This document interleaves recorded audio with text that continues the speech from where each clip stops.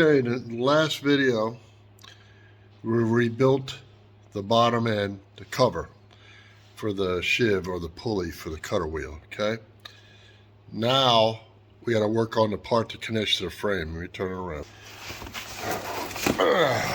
So, remember we worked this up, we redid the lip, made it thicker, cleaned it all up. We had that piece cut out, it's all welded in, dressed, hinge put back together. There's the new assembly. Everything fits nice. Now what I'm going to do is, this metal here is gotten thin and worn from years of abuse. It takes this one part and this part here and this bottom hinge down here take an immense abuse. It's always in the dirt and it's rubbing against stumps. So the metal's thin, but it had in the back nuts welded behind here to where you would put this cover up, put bolts in here, and then the bolts would screw into go through this plate and into nuts in the back. Well, those nuts were shot, okay, wallowed out, whatever you want to call it. So what we're building is, and one of the viewers of the channel made a suggestion. I'm making a nut plate. Instead of welding nuts behind here, and due to this metal being a little thin, I'm making a nut plate. I'm using 3/16. It'll go back here. I'll weld this, okay? So it'll be welded up all the way around. Then I'll mount it back up. I'll pre-drill the holes. I'll tap them. So I'll have something thick to where the new bolts can go into. All right, so that's what we're gonna do there. And then I'll show you how we've got to get a new, hold on one second. Here it is. Remember the original sheave that comes off? Some people, it's called sheave, but people know it as pulleys. It's broke. So I'm gonna source a new one. I'm gonna try not to buy it from Vermeer, and I know I don't have to. I'm just gonna go to some of my pulley and oil field supply places, and if I get a part number, I'll post it, okay? So we'll hold off from here. When the video start again is after we get all this welded up, the nut plate will be on, and then I'll paint everything, clean everything up, and then we'll show you how to put that pulley back on. Hey, we're back to working on project 252.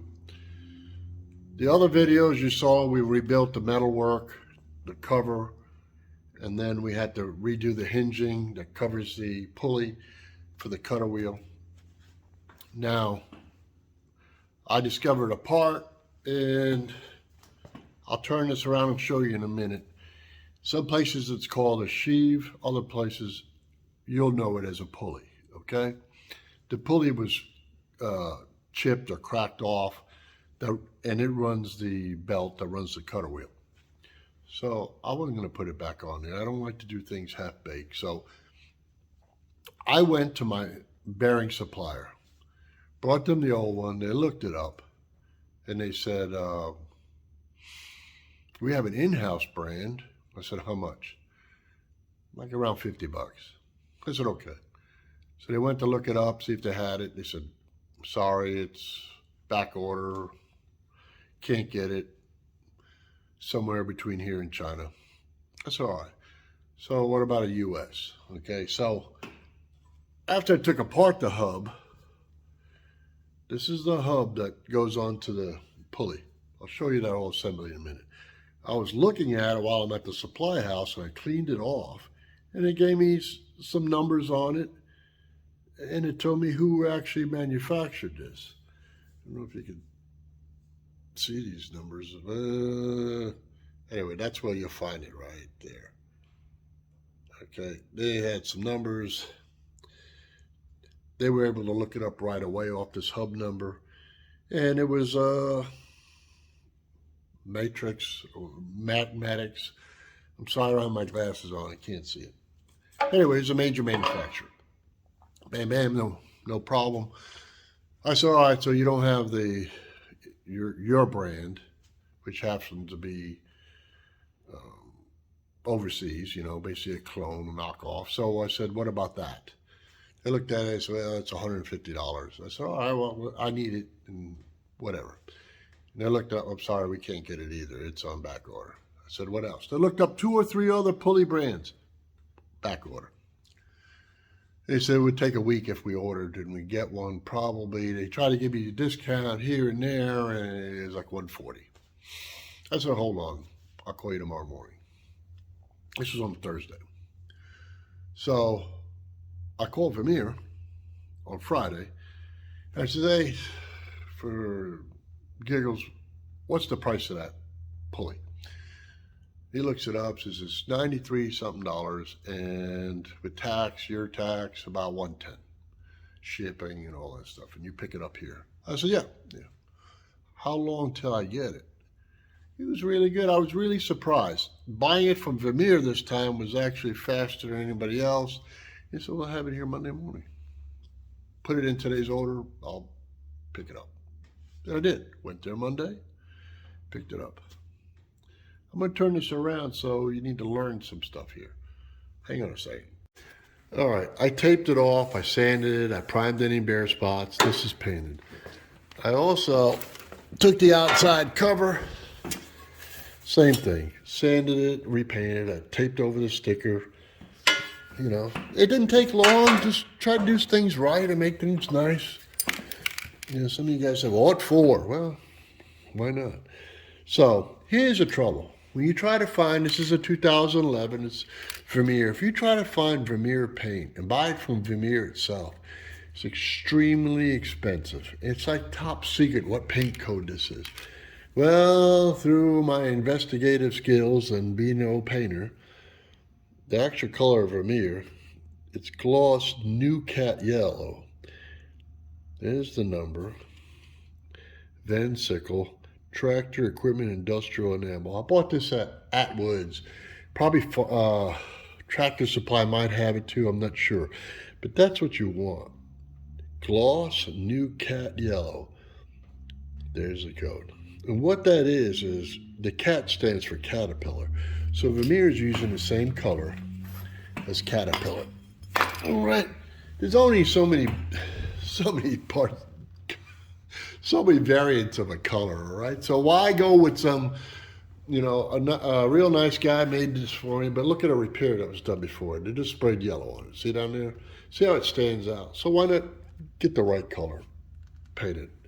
So this was sanded. I back taped this all, painted it nice, painted that nice. So everything, the whole assembly and the shield and all, it looked nice.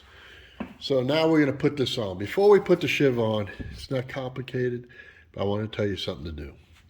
Took a piece of emery cloth or 180 sandpaper or 220, something fine, all right? And this shaft here.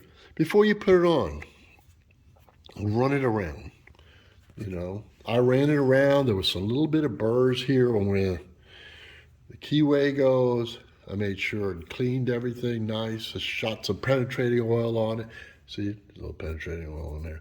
So when I put that hub on, it'll go on nicely, And I cleaned everything, all right? So even this hub here, I cleaned the inside of it, a little bit of penetrating, wiped it all out. Make things go together easier. This repair for a shop to do with welding this, rebuilding that, I won't lie to you, it's probably $500 of labor and then parts. You're looking at $600-700 to do, and then the new belt, which is $25-30, whatever. I mean, you're looking at probably $600-700 for a shop to do this that you can do. I'm just, I'm just you. I'm just the guy next door. Everything I do on this channel or whatever is for you. It's very simple. It can be done. All right. Have you never done it before? What's it take? Well, a little bit of knowledge. I just gave you a bunch of trade little secrets, where to get the parts, the bolts. There's nothing really rocket scientist about this. So let me put this hub on and I'll show you something else in a little while. Or, you know what? I'll put the hub on, which is very simple. Taking it off, let me show you something once again if you didn't see the other videos. Hold on. All right, we got the new hub on, the new belt on, but if you hadn't seen the other videos, I'll show you how to take the hub off. I'll make this real quick, or this part. Look, this is the hub assembly when you take your cover off, right? There's the pulley. All right, here's your hub. Now, right here, an Allen, loosen the Allen up. You don't always, it really sometimes might not even matter, but loosen that up just a little bit. Shoot some penetrating oil around here, a little bit in these holes, okay? Now, this is with the assembly on, okay? Now you're going to take it off. That's what these other holes are for. You take these bolts out, all right? These bolts, there's no threading in on this side, and this side, and this side. On the hub, on the sheave or pulley, there is threads. So this goes through. When you tighten these up, it pulls it and pulls this hub inside. It's got a keyway here that goes onto the shaft. That's what holds it all tight. This is a taper on here. It slides in and just holds everything tight. Take it off. You take these 3 off. You screw them into these other holes that are threaded. These have threads. The ones with threads that you can see, those are to remove this and this off. You put these into the threaded holes, and then you take you take your ratchet. You could use an impact, but I would do it with a ratchet, okay? And then you would take a couple of turns, couple of turns, couple of turns, because that way it's all coming off equally, pulling out, all right? If you crank too much on one, it's kicking it at an angle, all right? A turn, a turn, a turn, a turn, a turn, a turn, a turn, a turn, and you'll see it coming, chasing its way off. It'll pop off, and then this will fall right off. To put it back on, take these holes here, well, the holes that you see it screwed in already. Screw it in only a couple of threads, and that'll hold the hub and this as assembly. Slide it over your shaft. Now, here's another little trick, because you need to know this, and I gotta find it because I dropped it somewhere or whatever. Here it is. Anyway, now you gotta make sure, sorry for all the wicky-wacky, I'm rolling around in a chair. You gotta make sure that your pulleys are lined up, right? So, and get your belt on while everything is loose.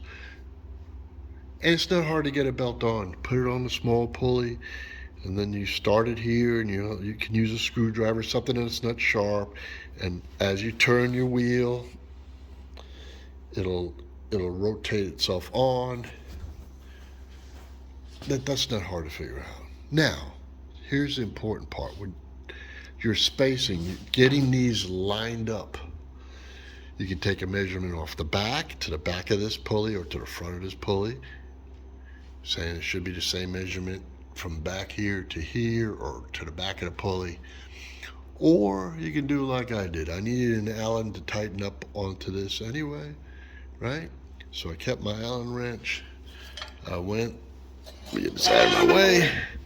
I went from this outside here, took my Allen to the pulley, find it perfectly flat. I don't know if that's showing up or if it's blurry, I'm sorry.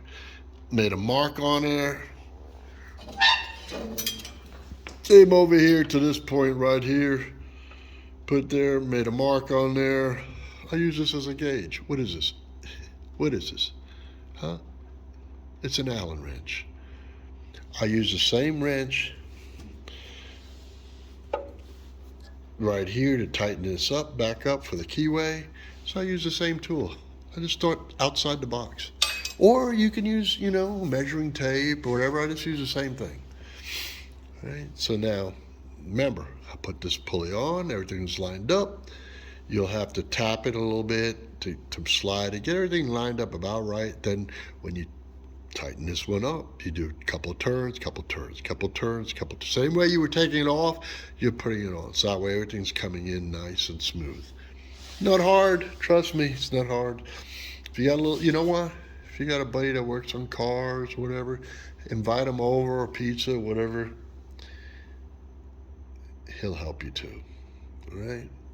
Maybe your dad or your uncle's good in mechanical skills.